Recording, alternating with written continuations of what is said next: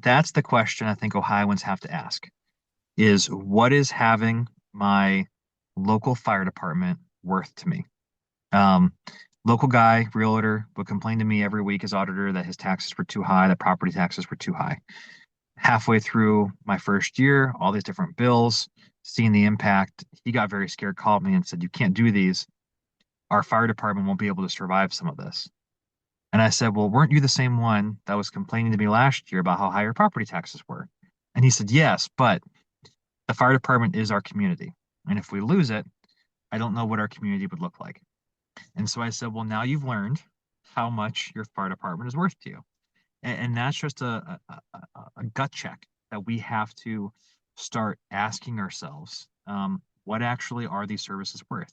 For many, I think, in all honesty, they probably wouldn't care what name is on the side of their ambulance. They wouldn't really necessarily care who the people are. They just want the ambulance to come to their house when they call. For others, the whole community aspect may just be so important that they do care and they are willing to pay more for more of a targeted specialized service.